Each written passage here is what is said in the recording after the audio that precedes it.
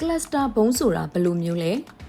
တပန်ရင်းမျိုးနဲ့အိုးတိမ်တွင်းကျွာစာတင်ကျောင်းကိုစစ်ကောင်စီကလေကြောင်းကနေတိုက်ခိုက်ခဲ့တာကြောင့်အသက်၈နှစ်အရွယ်ကလေးငယ်အပါအဝင်ကျောင်းသားကျောင်းသူဆရာမ22ဦးသေဆုံးခဲ့ရပါတယ်ဒီလေကြောင်းတိုက်ခိုက်မှုမှာစစ်ကောင်စီအနေနဲ့နိုင်ငံတကာကကန့်သက်ပိတ်ပင်ထားတဲ့ဖြတ်အားဖြင့်ကလစတာဘုံတွေအသုံးပြုခဲ့တာလားဆိုပြီးလူထုအကြားဝေဖန်မှုတွေရှိနေပါတယ်ကလစတာဘုံဆိုတာဘယ်လိုအမျိုးအစားလဲနိုင်ငံတကာကကလစတာဘုံကိုဘာကြောင့်ပိတ်ပင်ထားတာလဲဆိုတာကိုပြောပြပေးချင်ပါတယ်ကလစတာဘုံဆိုတာကဘုံကြီးတစ်လုံးအတွင်းမှာဘုံငယ်လေးများစွာပါဝင်ပြီးတော့ပောက်ကွဲတဲ့အချိန်မှာအဲ့ဒီဘုံငယ်တွေကိုကျဲပြန့်စွာဖြန့်ထုတ်ပေးကပြစ်မှတ်ဧရိယာအတွင်းမှာရှိတဲ့လူတွေနဲ့စစ်ဘက်ဆိုင်ရာပြစ်မှတ်တွေကိုပြစ်ခတ်ဖမ်းဆီးနိုင်တဲ့လက်နက်တစ်မျိုးဖြစ်ပါတယ်ကလစတာဘုံတွေကိုအမြောက်လောင်ချဒုံးကျည်နဲ့တိုက်လေရင်တွေမှာတက်ဆင်ပြစ်လွတ်နိုင်ပြီးတော့ဒါဇင်နဲ့ချီတဲ့စင့်ကွဲဘုံအသေးစားလေးတွေအဖြစ်နေရာဝေးဝေးထိလွင့်စင်ပောက်ကွဲတာကြောင့်လို့ထပ်ဆင့်ပောက်ကွဲလက်နက်ပစ္စည်းတွေလို့ခေါ်ဆိုပါတယ်ကလစတာဘုံရဲ့အဓိကလက္ခဏာတွေကဘာတွေလဲကလစတာဘုံမှာဘုံငယ်တွေများစွာပါဝင်တာတလုံးတည်းသောဘုံထဲမှာဘုံငယ်ပေါင်းဒါဇင်ချီဒါမှမဟုတ်ရာနဲ့ချီအထိပါဝင်နိုင်ပါတယ်ကျဲပြန့်စွာဖြန့်ကျက်ပောက်ကွဲနိုင်ခြင်း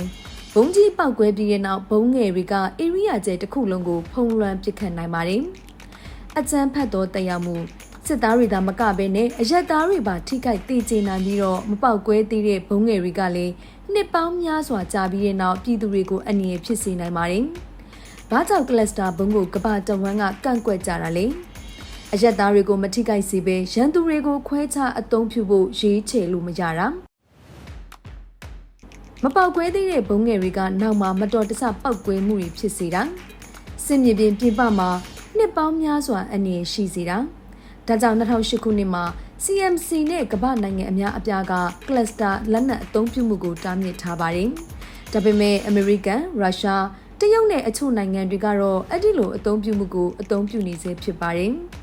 ။မြန်မာစစ်မြေပြင်မှာရောကလစတာဘုံကိုအသုံးပြုနေလား။မြန်မာနိုင်ငံအတွင်းမှာလည်းတမတော်နဲ့တိုင်းရင်းသားလက်နက်ကိုင်အဖွဲ့အစည်းတွေပြိပခဖြစ်တဲ့နေရာမှာကလစတာဘုံတွေကိုအသုံးပြုခဲ့တယ်ဆိုပြီးတော့အစီရင်ခံစာရှိပါတယ်။မြန်မာစစ်တပ်ကကလစတာဘုံတွေကိုအမသုံးဘူးလို့ညင်းဆိုနေပေမဲ့တီရင်းဖြစ်ကလစတာဘုံတွေကို2022ခုနှစ်နဲ့2023ခုနှစ်ပထမနှစ်ဝက်မှာအသုံးပြုခဲ့တဲ့တပ်တွေအထောက်အထားတွေရခဲ့တယ်လို့ CMC က2023ခုနှစ်မှာအစီရင်ခံစာမှာဖော်ပြထားပါတယ်။